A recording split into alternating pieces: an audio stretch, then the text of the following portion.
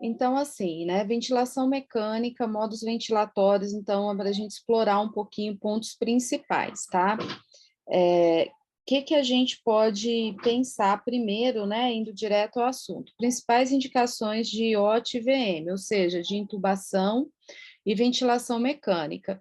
Então, toda essa aula, gente, está montada com base nas diretrizes brasileiras de ventilação mecânica de 2013, que é o documento principal que a gente usa como referência, tá? Então, principais indicações de IOT e VM.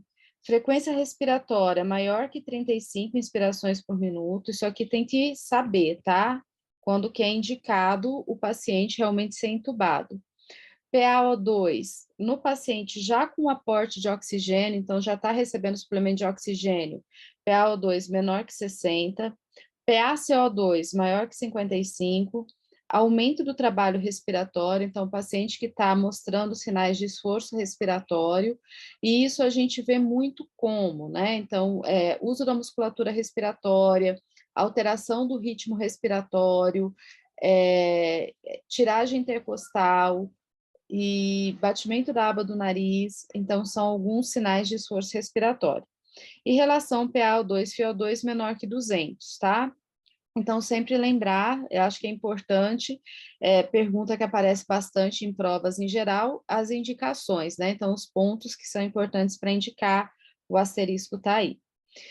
Quando a gente respira ventilação espontânea, gente, que a gente está fazendo agora, então a gente pega, puxa e solta o ar e faz um volume corrente, né? E a nossa mudança de fase da INS para ES, ela acontece automaticamente mediada pelo sistema nervoso. O que acontece na ventilação mecânica? Na ventilação mecânica, pessoal, a gente tem um aparelho, né, que é o ventilador, que vai fazer a INS e a ES. E para esse aparelho funcionar, ele respeita não essa curvinha aqui em cima que eu coloquei, que é o que a gente faz na ventilação espontânea, mas essa curva aqui embaixo que está aparecendo, tá? E que tem as fases do ciclo respiratório. E a gente tem que entender essas fases, tá bom? Então, olha só, a primeira fase, que tem o número 1 ali, né, só para a gente seguir o roteiro aqui, é a fase inspiratória, ou seja, é o momento que o ar está entrando, beleza? O segundo momento vai ser o momento onde o paciente vai passar da INS para ES. No ventilador mecânico, gente, esse momento chama ciclagem. Então, a ciclagem é a passagem da INS para ES. De uma maneira bem simplificada, que é para a gente entender mesmo, a gente recebe o ar, tá? Aí, como se o ventilador tivesse duas válvulas. Então, a válvula inspiratória está aberta, o ar está entrando. E aí, essa válvula fecha para abrir a válvula expiratória. Então, esse momento, né, de passagem da INS para ES, ela é chamada de ciclagem, que é esse segundo momento aqui.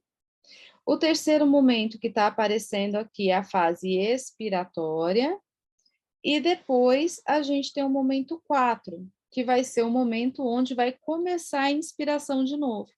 Então, lembra que tem a válvula que abre e fecha? Então, no momento 4, a válvula expiratória fecha, a inspiratória abre, para o ar poder entrar. Então, esse momento 4 aqui, ele é chamado de disparo, tá? Então, é assim que funciona o ciclo respiratório no ventilador. Então, a gente tem aqui a fase inspiratória, o ar entrando, a ciclagem, que é a mudança da INS para ES, a fase expiratória e o disparo, que é a mudança da ES para INS. Então, para a gente conhecer, tá? O disparo, então, é o momento de início da fase inspiratória, tá? Limites, algo que aparece também bastante para a gente, né? Limite vai ser variáveis que controla a amplitude do fluxo aéreo, a entrega do ar para o paciente, o momento do ar parar de entrar e passar para outra etapa e assim por diante. E a ciclagem é o momento que termina a fase INS e começa a fase ES.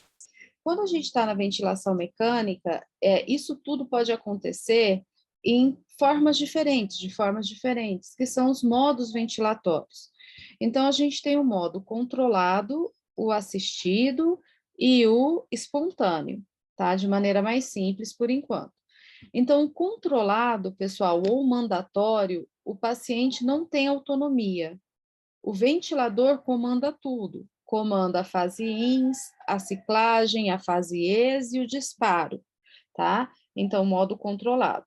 No modo assistido, o paciente não tem autonomia ventilatória, mas ele é capaz de disparar o ventilador. O que é o disparo, gente? É a passagem para o momento INS, tá? E no modo espontâneo, o paciente tem autonomia ventilatória, mas ainda pode receber um suporte pressórico do ventilador, mesmo que esse suporte seja mínimo. Então, no espontâneo, o paciente ele já está, né, mais ativo na respiração, mas ele precisa ainda de alguma ajuda. Então, é isso que vai caracterizar para a gente começar a entender. Ele ainda está no ventilador, tá, pessoal? Então, olha só, como que a gente tem, né, essas questões de disparo, limite, ciclagem, quando a gente está nos diferentes modos.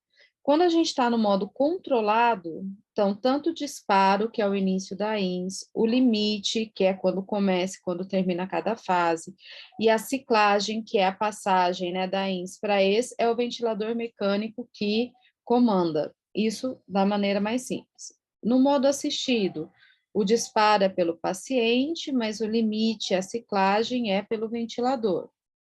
E no espontâneo, o disparo é pelo paciente, o limite ainda entre o ventilador, que vai estar dando ajuda, e a ciclagem é pelo paciente. Então, isso são formas aqui da gente ir entendendo como que são os diferentes comportamentos.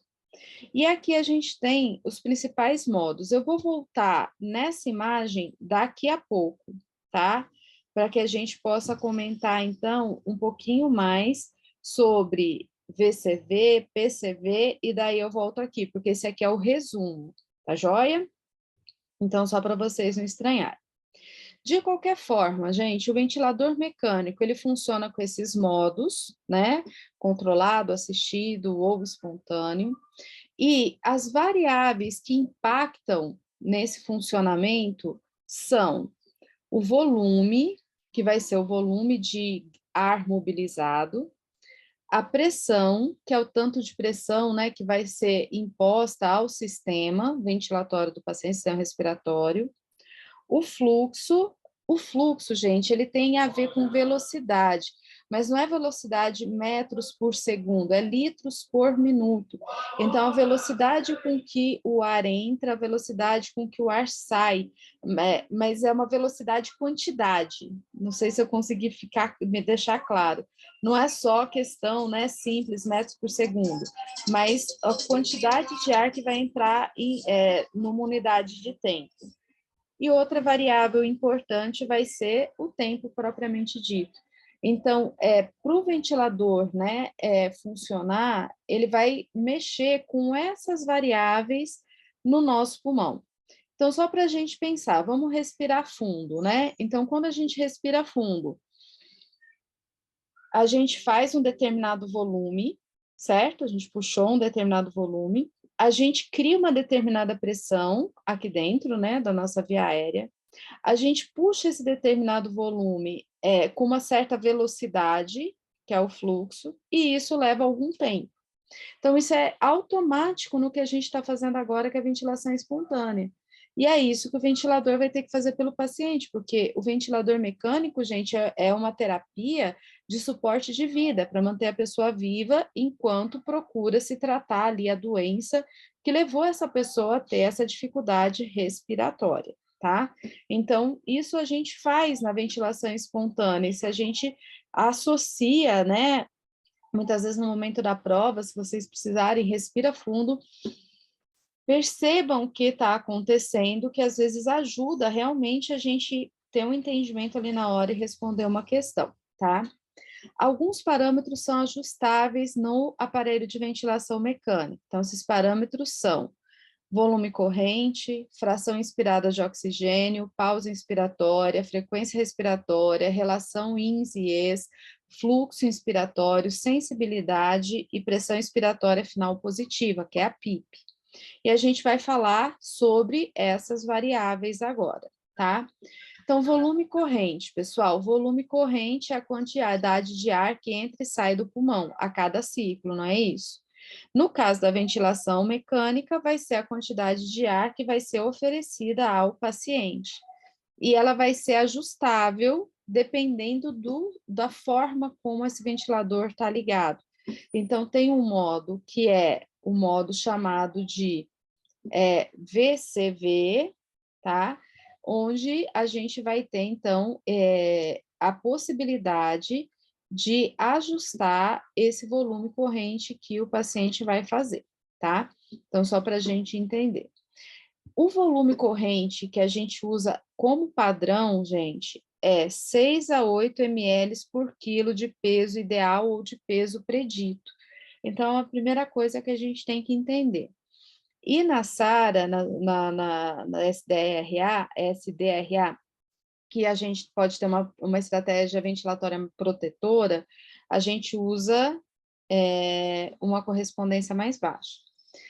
O que é importante aqui, gente? 6 a 8 ml por quilo de peso ideal. Então, a primeira coisa que a gente tem que saber é o peso ideal. O peso ideal não é necessariamente a quantidade de peso que a pessoa pesa. Então, existe um cálculo chamado peso predito ou peso ideal. É importante saber essa fórmula e a diferença se é homem ou se é mulher, tá? Então, outra fórmula, né? A gente já anotou algumas, essa aqui é para anotar também. Então, só para a gente fazer aqui a sugestão, tá? Esse cálculo, gente, ele leva em consideração a altura da pessoa e não o peso real que ela pesa. Então, vamos supor, eu tenho 1,60 m e eu peso 70 quilos. Eu vou fazer aqui rapidinho só para a gente comparar, tá? Então, se eu fosse resolver essa conta, né, essa equação matemática, primeiro a gente tem que lembrar as regras de matemática, né? Então, meu peso predito, ele seria 45,5 mais 0,91 vezes a minha altura, 160, né, menos 152,4. O que a gente resolve primeiro, gente? A gente resolve primeiro o que está entre parênteses, né? Eu sei que tem gente que vai falar assim, essa professora é boba, né? Mas às vezes a gente não lembra como resolve, tá, gente? Então, aqui seria 7,6, 160 menos 152,4. Então, meu peso predito vai ser 45,5 mais essa multiplicação, né? 0,91 vezes 7,6, que é igual 6,9. Vou aproximar aqui. Então, meu peso predito seria de 45,5 mais 6,9, 52,4. Tá? Vamos aproximar para 52. Então, gente, o meu volume corrente vai ser calculado com base nesse peso predito. Qual que era a regra do volume corrente mesmo? 6 a 8 ml por quilo de peso predito. Então, se é 6 a 8 ml, vai ser 6 vezes 52 até 8 vezes 52. Só para aproximar, né? 6 vezes 52 igual 312 e 8 vezes 52 igual 416. Então, qual que é o volume corrente estimado para mim, Mara, que tem 1,60 m, 312 a 416. Se em vez de usar o peso predito, eu uso o meu peso real, gente, o que vai acontecer? Então, por exemplo, eu faço aqui, né, 6 vezes 70, que vai ser 420, e 8 vezes 70, que vai ser 560. Então, tem diferença? Tem. O peso, então, esse cálculo do peso predito, né, ele tem que ser feito porque não importa se eu peso 70, 100 quilos, se eu peso 52 realmente, mas importa a minha altura, por conta do tamanho do meu pulmão, beleza? Então, vou apagar aqui só para gente, depois vocês calculem os seus, tá? Mas é importante a gente lembrar desse cálculo aqui. E a regra geral que utiliza-se 6 a 8 ml por quilo daquele peso predito que foi calculado. Então, esse vai ser o volume corrente. Fração inspirada de oxigênio, FiO2. Então, a gente já falou, né, gente? No ar ambiente, a gente normalmente respira uma mistura de gases e 21% dessa mistura é oxigênio, tá? Quando a pessoa precisa suplementar oxigênio, a gente vai oferecer uma porcentagem maior, tá? Então, é recomendado também, segundo as diretrizes, iniciar a ventilação com FiO2 a 100%, depois de 30 minutos, reduzir progressivamente até uma FiO2 menor que 0,4 ou 40%. Lembra que a FiO2, gente, ela pode aparecer, por exemplo, 40%, que significa o quê? 40 dividido por 100, ou 0,4, tá? Então, pode aparecer a porcentagem ou pode aparecer o decimal, tá? Então, o que a gente vai buscar, né? É menor que 40, é um padrão que depois vai ser utilizado para desmame, mas assim, gente, a FiO2 ideal, né? Aquela que a gente vai deixar para o paciente, é aquela que ele consiga manter a PaO2 para cima de 60, a SaO2 para cima de 90. Então, essa é a recomendação geral, mas cada caso é um caso. Pausa inspiratória. Então, a pausa inspiratória é um tempo a mais na inspiração que vai ser dado, uma pausa para que o ar se distribua melhor no pulmão, como se a gente puxasse o ar e segurasse um pouquinho, para que esse ar se distribua melhor na ventilação mecânica. Frequência respiratória.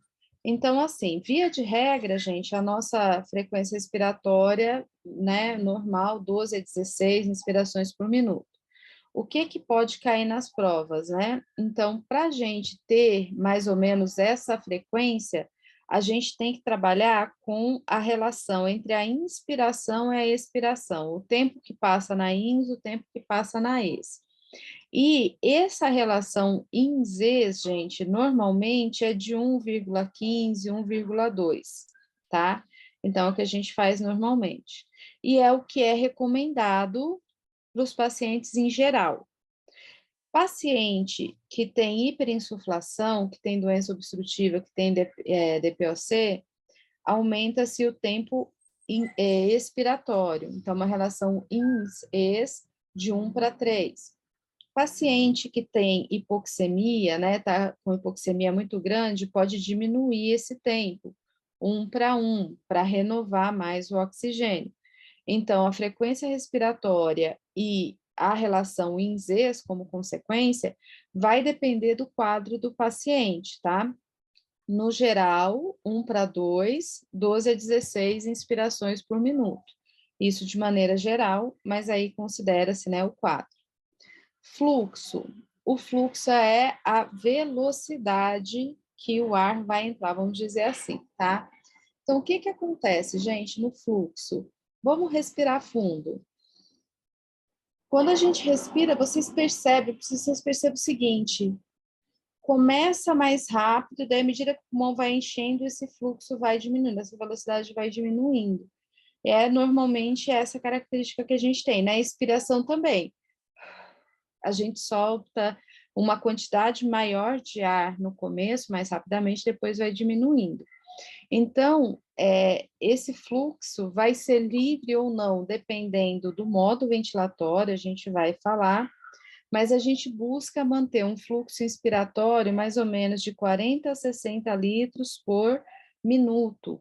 Então, a velocidade que isso vai ser ajustada, na velocidade com que essa quantidade de ar vai ser entregue. E o outro parâmetro que a gente tem é a sensibilidade.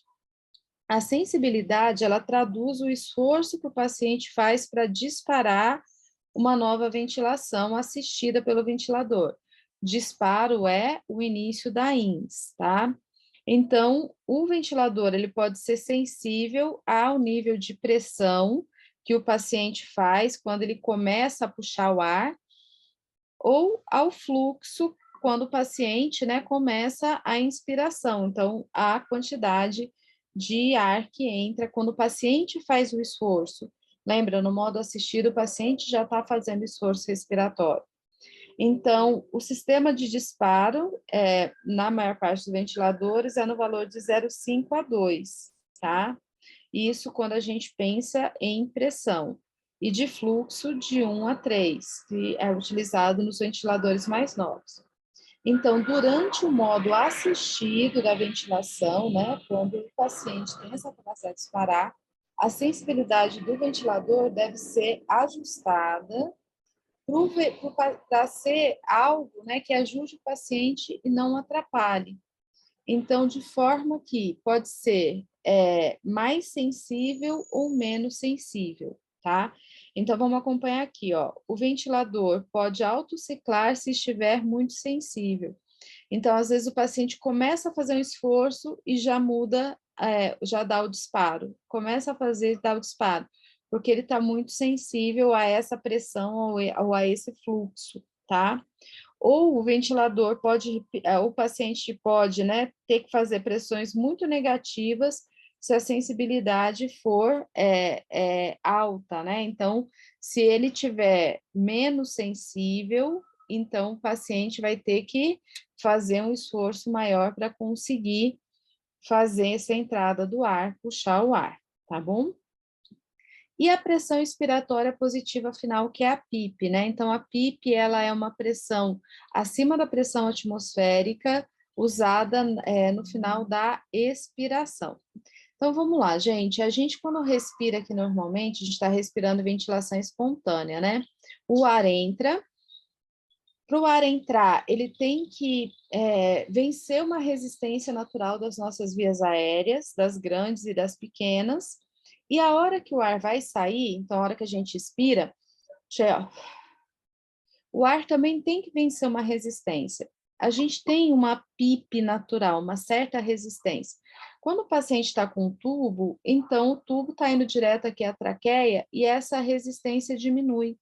Então, é recomendado que use-se, né, no ventilador mesmo, um valor que é próximo do que é natural para a gente na ventilação espontânea, que é uma pressão de resistência à saída de ar de 3 a 5 centímetros de água. E é isso que eu disse para vocês, né? Então, a PIP, ela vai funcionar como?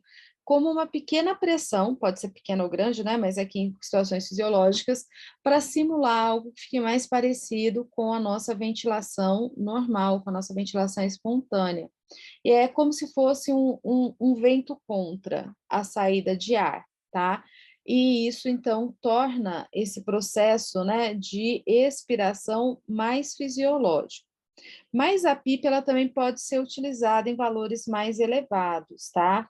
Então, por exemplo, em valores mais elevados, a PIP pode ser utilizada para fazer recrutamento de alvéolos, né? Então, principalmente quando a gente tem alvéolos preenchidos de líquido, como nos processos inflamatórios, e para melhorar a relação ventilação-perfusão. Quando a gente tem insuficiência respiratória hipercapnica, por outro lado, usa-se a PIP mais baixa, né? Então, quando o paciente com DPOC, aí a gente vai ter uma resistência menor. E a pressão positiva durante a expiração pode ocorrer mesmo quando a PIP não é utilizada, que é a tal da auto-PIP, da PIP ou PIP intrínseca, tá? Então, segura aí que a gente já vai falar disso aqui, beleza?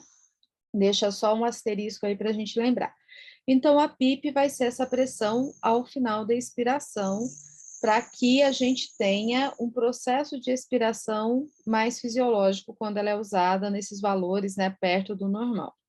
Quais são os benefícios da PIP, então? Então, ela aumenta a capacidade residual funcional, né, mantém os alvéolos mais abertos e, com isso, mantém uma quantidade maior de ar nos alvéolos, assim, de maneira bem arbitrária, a gente podia falar assim, né? Que se você pega, por exemplo, um balão, né? Essa alvéola é um balão, uma bexiga, e aí você pode abrir a boca ali do balão e o ar sair de uma vez. Ou você pode ir abrindo aos pouquinhos, né? Deixando uma resistência ali e esse ar vai saindo mais devagar. Então, vai ficar uma certa quantidade de ar ali dentro, por exemplo, quando você for encher de novo esse balão. Então, isso é aumentar a capacidade residual funcional, tá? Também é possível fazer recrutamento de alvéolos não ventilados, justamente por manter, né, essa pressão maior, uma quantidade maior de ar ali dentro do sistema respiratório. Reduzir o efeito do shunt pulmonar. Lembra que shunt não trata facilmente com só oxigênio suplementar? Muitas vezes tem que usar a PIP mesmo, né? Seja na ventilação mecânica invasiva ou na não invasiva, para que a gente possa aumentar essa expansão do alvéolo e melhorar esse shunt.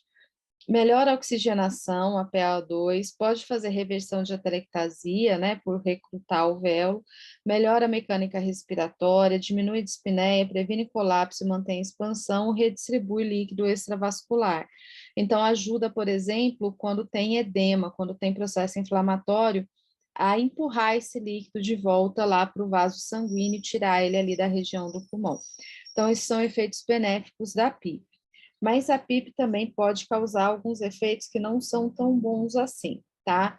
Então, essa pressão acaba aumentando a pressão intratorácica, né, aqui dentro do tórax, o pulmão fica como se fosse mais dilatado, tá, gente? Falando assim, causa diminuição do débito cardíaco, então da quantidade de sangue ejetado pelo ventrículo esquerdo, diminuição do enchimento de ambos os ventrículos, diminuição do retorno venoso, aumento da frequência cardíaca, aumento da pressão intracraniana, então não é sempre que vai ser utilizado, né? Principalmente valores mais altos em pacientes que tiveram aí uma doença neurológica, diminui a perfusão do miocárdio por diminuir o débito, né, gente? E pode fazer barotrauma pulmonar, porque vai ser uma pressão que vai ser somada às outras pressões, né? Lembra, é como se tivesse ali um arzinho a mais dentro do alvéolo, e com isso a gente vai, né? Quando vier uma nova inspiração, você já vai ter esse alvéolo um pouco mais cheio. Quando vier uma nova inspiração, o alvéolo um pouco mais cheio. Então, por isso que fala-se do efeito indesejável, né? Por isso que tem que ser bem medido, né, gente? E tem os prós e contras, como a maior parte dos tratamentos que a gente tem. Dito isso, eu falei para vocês que abri um parênteses para falar da auto-PIP, né? A auto-PIP, gente, é algo que acontece muito na doença obstrutiva, né, no paciente obstrutivo, pode acontecer por erro também no ajuste da ventilação mecânica, mas eu acho mais fácil explicar no DPOC ou no paciente com asma. Então, vamos lá, a gente vai simular, a gente vai fazer o seguinte, a gente vai puxar o ar e vai soltar um pouquinho, puxar de novo, soltar só um pouquinho, puxar de novo. Então, ó, puxa o ar, solta um pouquinho, puxa de novo, solta um pouquinho, puxa de novo, solta um pouquinho, puxa de novo. Chega um momento que não dá mais, né? Soltar. Então, o paciente que tem doença obstrutiva, tem dificuldade de expirar, ele vai fazendo isso. Isso gera uma hiperinsuflação. Então, o que que acontece, gente? Em um determinado ponto, o alvéolo, ele tá tão cheio que não vai ter mais diferença de pressão do ar atmosférico para a pressão aqui dentro, que é a pressão negativa que a gente respira normalmente. E aí o paciente não consegue mais trocar, não consegue mais colocar e tirar o oxigênio. Então, a auto-PIP vai ser algo ruim, tá? Ligada à hiperinsuflação, à doença obstrutiva, e pode chegar um momento, né, que o paciente tem algumas partes do pulmão que não trocam mais, né, que já está com o alvéolo ali repleto e não consegue mais fazer essa troca. E a sensação é essa que a gente falou, né, que é o paciente obstrutivo, ele não consegue expirar e no esforço para inspirar, normalmente ele vai tentando encher, mas não vai conseguir, tá? Então, só para a gente fazer esse parênteses, depois se vocês tiverem mais dúvidas, vocês perguntam. Mas a gente falou, né, que a gente tem os modos, as modalidades agora, né, de ventilação controlada. Então, a gente pode ter as modalidades controladas a volume e controlada a fluxo. Desculpa, controlada a pressão. O VCV é a ventilação controlada a volume, tá? Então, característica básica, se é controlado a volume, a fase inspiratória vai parar quando o volume for atingido. Que volume? O volume que eu determinar, que eu ajustar lá no ventilador. Normalmente, esse volume, 6 a 8 ml por quilo de peso, ideal de peso predito, tá? Parâmetros que são ajustáveis também, e aqui tem as recomendações gerais, tá? Fluxo inspiratório 40 a 60, pausa inspiratória 0,3 a 0,85, frequência expiratória 10 a 24, depende se você quer um tempo né, maior ou menor, e PIP e FiO2 de acordo com a necessidade do paciente. A pressão é variável, tá? E a forma de controle, ela vai ser tanto, né, no modo controlado quanto no assisto controlado. Então, seja o modo controlado ou no assisto controlado, a gente pode utilizar esse modo controlado a volume. Então, eu queria que vocês olhassem essa figurinha aqui. O que está acontecendo aqui, gente? Então, nesse modo, eu determinei o fluxo. Tá vendo que ele é constante? O fluxo é constante. Eu determinei o volume, certo? O volume é constante, porque foi o que eu ajustei lá no aparelho. Só que a pressão, ela é variável, tá? Então, a pressão que vai ser gerada no sistema respiratório vai ser variável. Se a gente olhar em um ciclo tem uma pressão maior, em outro ciclo tem uma pressão menor. Isso pode depender, né? Por exemplo, o paciente que está no modo assistido, ele dispara, não dispara? Ele consegue fazer uma contração muscular que vai iniciar a inspiração. Então, quando tem essa curvinha aqui para baixo, ó, indica o esforço inspiratório. Então, ele começa o esforço e aí o aparelho ajuda ele, certo? Só que dependendo do esforço que ele fizer, ele faz uma pressão maior ou uma pressão menor, tá? Então, no modo VCV, o fluxo é fixo, o volume é fixo, né? Que foi controlado pelo volume, mas as pressões são variáveis. Já no modo PCV, a gente vai ter o quê? Que a fase INS termina quando uma determinada pressão é atingida. Então, a gente regula lá no aparelho a pressão. Quanto pressão usar? Depende da complacência. Complacência é a capacidade de expandir. E depende da resistência do sistema respiratório, das vias aéreas. Porque se eu tenho, né, um processo onde eu tenho, por exemplo, uma resistência muito grande, teoricamente a pressão vai ter que ser um pouco maior para o ar conseguir passar e chegar lá do outro lado. Parâmetros ajustáveis, a frequência respiratória, o tempo INS, a PIP e a FiO2 de acordo com a necessidade do paciente. E no modo controlado a pressão, o fluxo e o volume, eles vão ser variáveis. Então, ó, quando eu colocar aqui, quando eu vejo a pressão, ó, a pressão sempre é a mesma. O paciente aqui não está fazendo esforço inspiratório, tá vendo que não tem a curvinha para baixo? Aqui ele está fazendo, a pressão é sempre a mesma.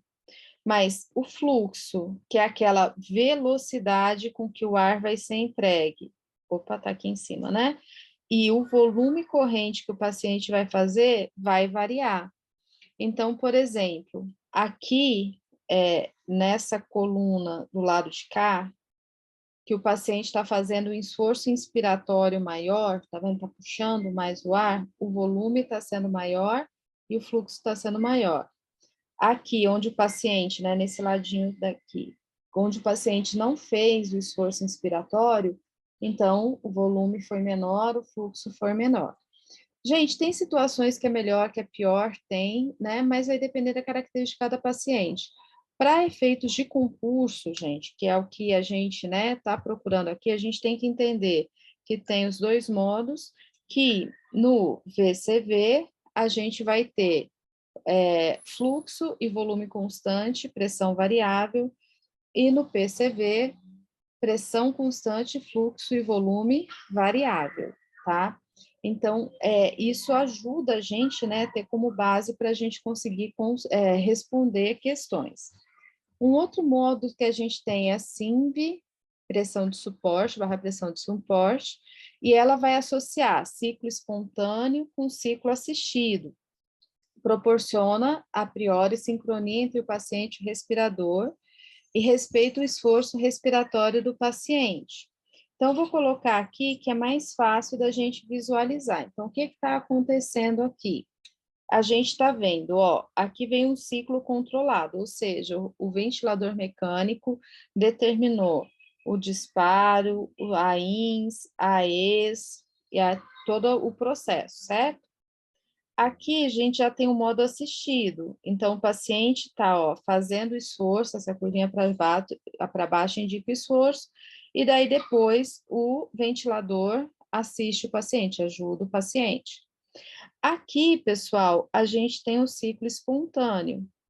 Então, o paciente ele está fazendo esforço inspiratório ali no meio. Não está fazendo uma curva bonitinha, né? Mas ele está fazendo esforço inspiratório, que é aquilo que a gente tenta fazer, né, no nossa respiração normal. Daí, na sequência, entra o esforço assistido. Então, nesse modo, vai alternando as formas de ajuda, né, que vai sendo dada para o paciente. E a gente tem também o pressão de suporte puro, né? Pressão de suporte é o modo preferencial na ventilação assistida ou espontânea, deve ser iniciado o mais precocemente possível, porque a pressão de suporte vai dar uma ajuda para o paciente, tá? O disparo é feito pelo paciente, mas pode, né, obedecer a uma determinada pressão, um determinado fluxo que o paciente faz. Lembra o seguinte, gente, que o ventilador mecânico é uma máquina. Então, ele depende de alguma informação. Lembra que eu falei para vocês da válvula INS e da válvula ES? Então, ele depende de uma informação. Para abrir a válvula INS, o ar entrar, fechar essa válvula, abrir a válvula ES, o ar sair. Então, embora seja o paciente que vai gerar a pressão, que vai gerar o fluxo, o ventilador ele tem que detectar, né, essa alteração para poder abrir as válvulas, vamos dizer ali, né, abrir as portinhas, a portinha do ar entrar, a portinha do ar sair, tá? Bem, a pressão de suporte, então, caracteriza por pressão limitada durante toda a fase inspiratória, uma ajuda, sendo ciclada quando o fluxo inspiratório cai. Então, olha só, vamos respirar espontaneamente, né? Todo mundo. Perceba a velocidade, o fluxo, ó. Quando você está terminando a inspiração, você percebe que a velocidade da entrada do ar, por assim dizer, diminui? Então, o aparelho, no pressão de suporte, ele detecta isso, o ventilador detecta. Quando o fluxo inspiratório cai, geralmente a 25% do pico, aí o aparelho entende que está na hora de fazer o quê? Fechar uma válvula e abrir outra, para possibilitar, né, a expiração. Precisa que seja ativado nesse modo ventilatório um mecanismo de proteção para a apneia, porque como a pressão ela só é mandada para o paciente quando atinge determinado ponto, se o paciente parar de respirar, tiver uma apneia, ele não vai receber essa pressão de suporte. Então, mas existe mecanismos de proteção, tá? Esses são os pontos principais. Uma outra coisa que muitas vezes cai em prova é essa questão aqui dos ajustes iniciais. Então, FiO2, para manter a SpO2 de 93% a 97%, isso no começo, isso está nas diretrizes. Volume corrente, 6 ml por quilo de peso predito. Utilizar o modo assisto controlado, a pressão, a volume, recomendação geral, tá? Frequência respiratória de 12 a 16, mantendo o tempo INS aí, né, INSES, dependendo da característica do paciente. Então, 1:2 é o geral, 1:3 para paciente que tem hipercapnia, né, que tem hiperinsuflado, o DPOC, e também aqui está falando na doença restritiva e na obstrutiva. A obstrutiva é a hipercapnica, né, o DPOC. A restritiva, normalmente, é hipoxêmica, o paciente com doença neuromuscular. Definir o disparo, se vai ser a pressão, a fluxo, a sensibilidade mínima, né, para evitar autodisparo. A PIP recomendada inicial, 3 a 5, o fluxo, 49 a 60, de 40 a 60, né? E alarmes individualizados para a gente poder, né, então, controlar o paciente. Outra coisa que cai em prova, gente, o paciente está com hipercapnia, tá? O paciente está com hipercapnia, ou seja, o paciente está com muito CO2 e eu quero diminuir o CO2. O que que eu mexo no ventilador mecânico para diminuir o CO2?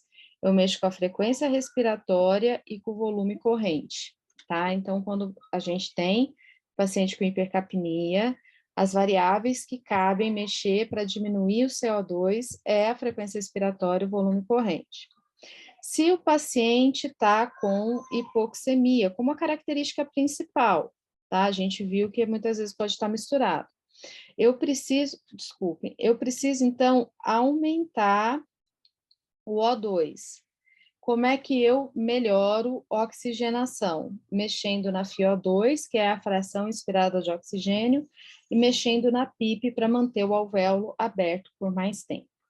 Então, isso aqui, gente, é base, né, de ventilação e a gente pode trabalhar em questões, se tiverem mais dúvidas, pontos mais específicos. Uma outra coisa que pode cair é o desmame, né? Então, a primeira coisa, critérios para pensar no desmame, que é tirar o paciente do ventilador, tá? Então, pontos principais. Causa da falência respiratória resolvida ou controlada, né? A pessoa teve a IRPA por algum motivo, insuficiência respiratória, então tem que estar resolvida ou controlada para poder tirar ele do ventilador. PaO2, aqui faltou o símbolo, maior que 60, maior ou igual, FiO2, menor ou igual a 0,4, PIP entre 5 a 8. Então, são padrões de ventilação, deixa eu apagar aqui e fazer de novo, ficou riscado. Maior ou igual, tá? Menor ou igual. São padrões ali que indicam que vai ter mais chance de sucesso. O paciente tem que estar hemodinamicamente estável, com boa perfusão tecidual, com ou sem ou com baixas doses de vasopressores, né, que são drogas que são usadas para manter a perfusão, para manter a circulação sanguínea, ausência de insuficiência coronariana descompensada ou arritmia com repercussão hemodinâmica. Então, isso tudo está na diretriz, tá? O paciente capaz de iniciar esforço inspiratório. Então, o paciente ele tem que estar ali, né, iniciando esforço inspiratório, de preferência na pressão de suporte, tá, gente? Ele pode estar no modo assistido de ventilação, mas de preferência pressão de suporte. Outros critérios, equilíbrio ácido básico e eletrolítico normal e adiar a extubação caso tenha programação de cirurgia ou de transporte com anestesia geral nas próximas 24 horas. Então, se vai transportar o paciente para fazer exame, para fazer alguma coisa, ou tem programação de cirurgia que precisa de anestesia geral, que o paciente vai ser entubado novamente, adia, tá? Então, esses critérios aqui para desmame, gente, eu acho interessante também, eles aparecem com certa frequência nas provas.